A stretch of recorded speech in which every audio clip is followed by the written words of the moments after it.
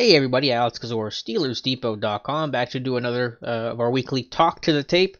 I know that the strength of the Steelers' Monday night win over the Tampa Bay Buccaneers was their passing game. And I know that I'm very much a proponent of not caring about balance and whatever it takes to move the football, whether that's passing or running, you just do what it takes. And the Steelers showed that against Tampa Bay. You know, they put up 30 points in the first half of that game, and they ran the ball in the first half 9 times for 27 yards and 0 rushing first downs, and they still put up 30 points, and they didn't put up any points in the second half. So you know, it's all about just what it takes to move the football, and when it comes to balance for me, I just care about the ability to do whatever it takes, whether that's pass or run. I'm not always having a perfect 50-50 split in terms of your run pass numbers in the box score.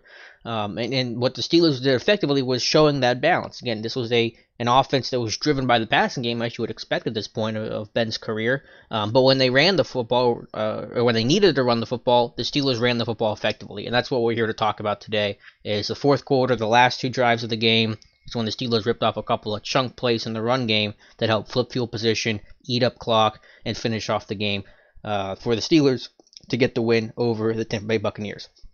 So we're looking at 3 of some of the best runs of the day for Pittsburgh, all fourth quarter, all late fourth quarter. This is the biggest, I think, 27 yards here for James Conner. We'll run through it a couple times, kind of break down why the Steelers found success and how run lanes open up here late in the game. But this play here, just running kind of traditional power, or maybe not traditional power, but running power out of 11 personnel out of the gun. Ramon Foster is going to kick out to block the end man on the line of scrimmage. You get down blocks on the 3-tech here, and then Vance McDonald's going to climb to the linebacker. So just to kind of show it real quick, you're going to get down blocks here on the 3-tech. McDonald's going to come down on the Sam linebacker. Foster's going to pull around and kick out the end man on the line of scrimmage, and Conner runs behind him. So you get that look here. You create that path. Conner hits the hole.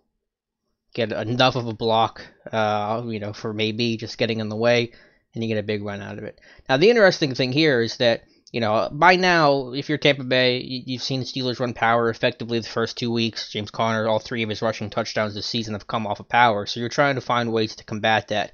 And what some teams will do, and this can come from a variety of schemes, but especially power, is they'll do something called wrong arming. It's a wrong arm technique, where instead of being essentially kicked out by Foster here and holding that edge, he's going to try to wrong arm it by coming to the inside of Foster and try to screw with the blocking scheme that way. So instead of just being truly the end man on the line of scrimmage, and potentially there's a scrape going on here as well, you're going to try to work to the inside arm of Foster to try to screw up the block, screw up the timing of it. But Foster does a nice job of logging him, kicking him inside instead of just going with where the blocker wants to go.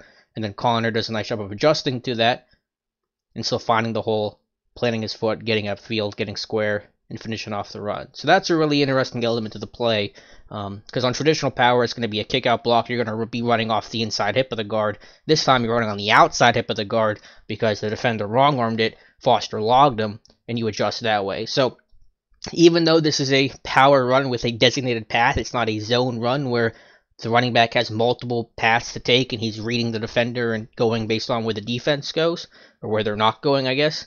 You still have a bit of a vision and a read here because of the way that the defense responded to power, and the slight adjustment that had to be made to counter that. And that's why you see a slight hesitation here from Conner, where he wants to run it inside, but then realizes that the defensive end here is wrong-arming it, so he's going to readjust his path and then get upfield. And it's just a big, 27-yard run here. I think the next play is actually another one we're going to look at. It's a 9-yard gain. And these are a little bit simpler to talk about. Just a straight lead play. This is all base blocking. Man scheme here. We're just running behind Rosie Nix. Gets enough of the linebacker here. And Quan Alexander.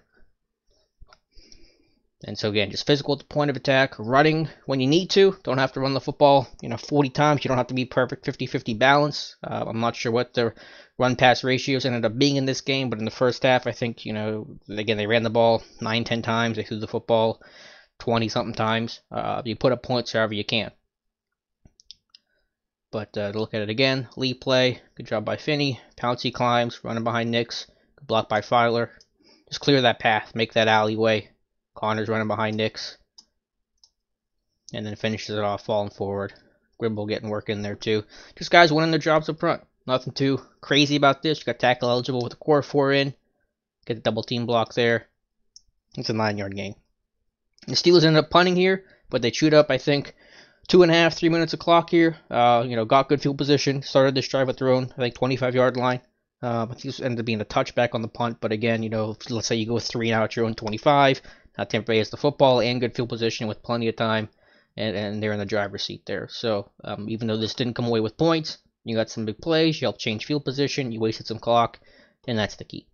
Last one we're going to look at was on the Steelers' final drive, and this was a drive they were able to close things out with a key completion to Juju, and then the following play, a 17-yard gain with James Conner just before the 2-minute warning. This iced the game, and again, we're getting power. We're getting a lead play with Rosie Nix behind James Conner running behind him. Now this one's just kind of a little broken because Tampa Bay had just taken a timeout. You can bet that Tomlin and James Saxon, the running backs coach, were just saying, take care of the football. Seeing the way the Conner runs here, just 2 hands on the football literally the entire time from the moment he takes the handoff, which, hey, is smart. No problems there. But, again, just guys winning up front. Conner bounces off Villanueva, gets into the second and third level.